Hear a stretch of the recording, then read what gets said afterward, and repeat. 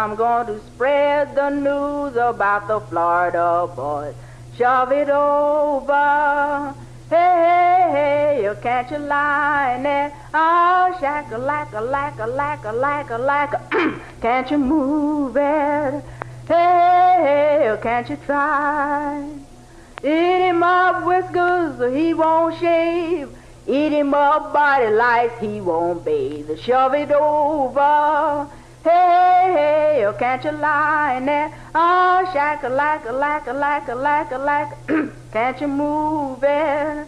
Hey, hey, can't you try? Oh, the rooster chew tobacco, the hen dip a snuff. The biddy can't do it, but he struts his stuff. Shove it over.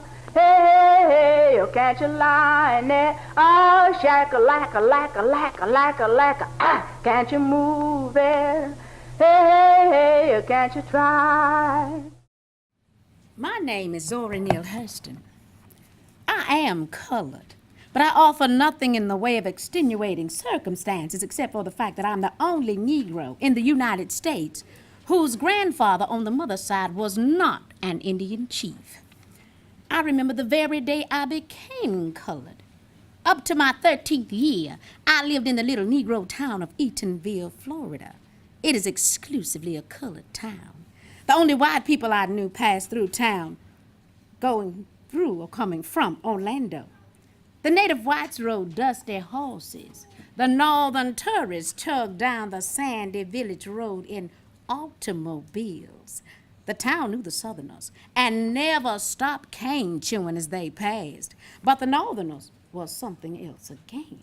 They were peered at cautiously from behind curtains by the timid.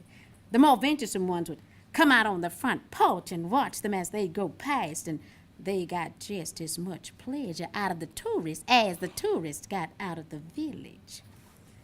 The front porch might seem a daring place for most of the town, but it was a gallery seat for me.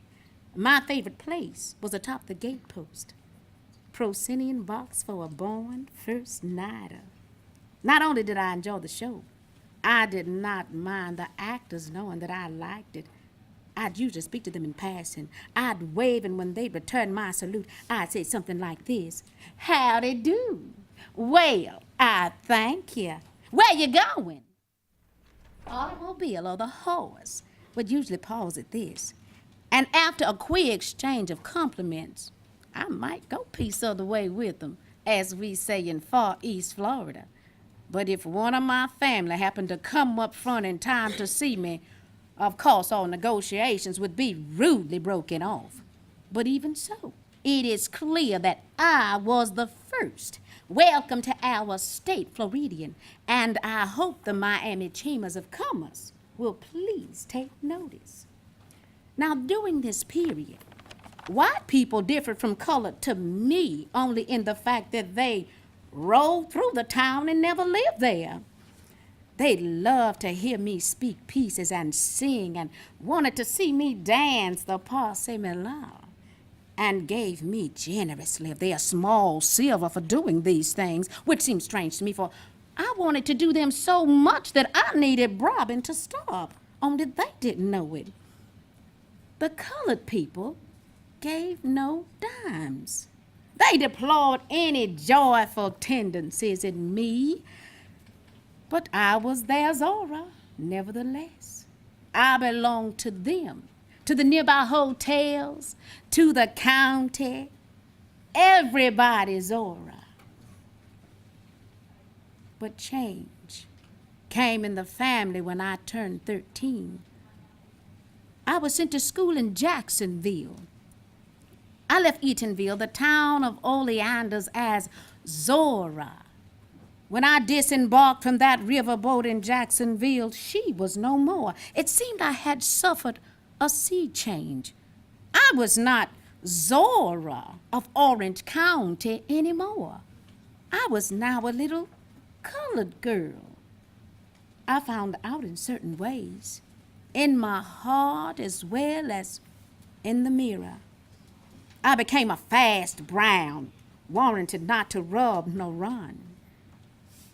But I am not tragically colored. There's no great sorrow dammed up in my soul, nor lurking behind my eyes. I do not mind at all. I do not belong to the sobbing school of Negrohood, which holds that nature has somehow given them a low-down, dirty deal, and whose feelings are all hurt about it. Even in the helter-skelter skirmish that is my life, I have seen that the world is to the strong, regardless of a little pigmentation, more or less. No, I do not weep at the world. I am too busy sharpening my oyster knife. You see, someone is always at my elbow, reminding me that I am the granddaughter of slaves. This fails to register depression with me. Slavery is 60 years in the past. The operation was a success, and the patient is doing well, thank you. The terrible struggle that made me an American out of a potential slave said, get on the line. The Reconstruction said, get set, and that generation before said, go. Therefore, I am off to a flying start, and I must not halt in the stretch to look back and weep. Slavery is the price I pay for civilization, and the choice was not with me. It is a bully adventure, and worth all I paid through my ancestors for it. No one on earth ever had a greater chance at glory. The world to be won and nothing to be lost. It is quite thrilling to think, to know that for every act of mine, I shall receive twice as much praise or twice as much blame.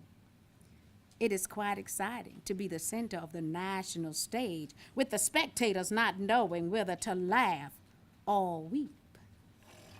You see, the position of my white neighbor is much more difficult. No brown specter pulls a chair beside me when I sit down to eat, and no dog ghost thrusts its leg against mine in bed. And the game of keeping what one has is never so exciting as the game of getting it. I do not always feel colored. Even now, I often achieve the unconscious Zora of Eatonville before the Hegira. I feel most colored when thrown against a sharp white background. For instance, at Barnard College, beside the waters of the Hudson, I feel my race. Among the 1,000 white persons, I am a dark rock searched upon and overswept. But through it all, I remain myself. When overcome by the waters, I am, and the air but reveals me again. But sometimes it's the other way around. A white person is set down in our midst, and the contrast is just as sharp for me. For instance, when I sit in that drafty basement that is the New World Cabaret with a white person, my color comes. We enter chatting about any little nothing that we have in common, and we are seated by the jazz waiters. And the abrupt way that the jazz orchestra have, this one gets right down to business. It loses no time in circumlocution. It constricts the thorax and splits the heart with its narcotic harmonies.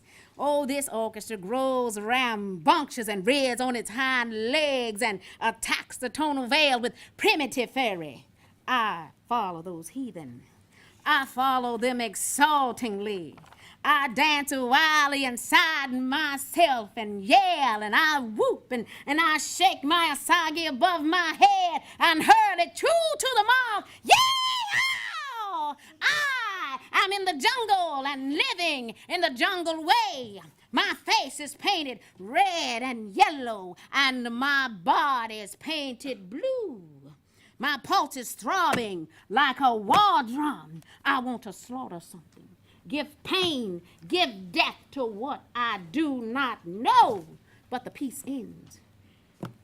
And the men of the orchestra wipe their lips and rest their fingers. And I creep slowly back to the veneer that we call civilization on the final tone. and find my white friend sitting calmly, smoking a cigarette. "Good music they have here," he remarks, thrumming the table with his fingers. "Music! The great blobs of purple and red emotion have not touched him. He has only heard what I felt."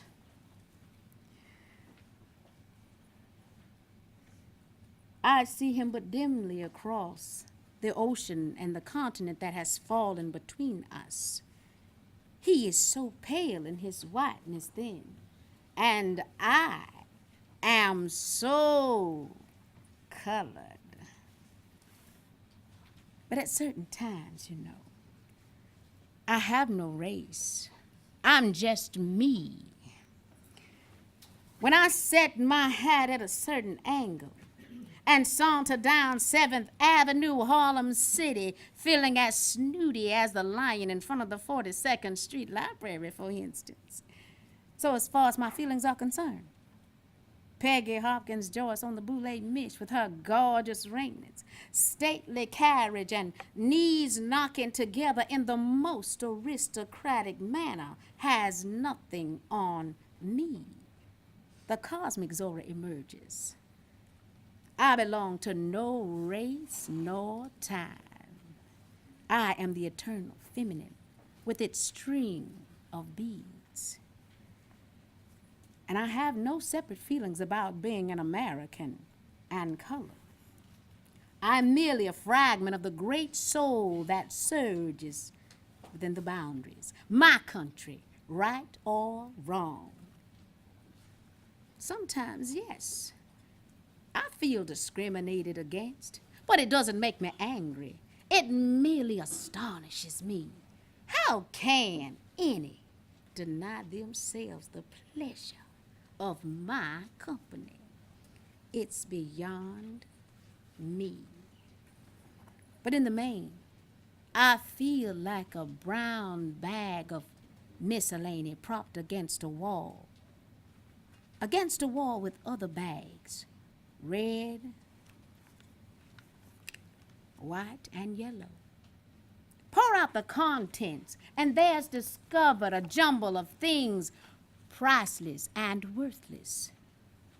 A first water diamond, empty spool, bits of broken glass, lengths of string, a key to a door that has long since crumbled away, a rusty knife blade, old shoes saved for a road that never was and never will be. A nail bent under the weight of things too heavy for any nail.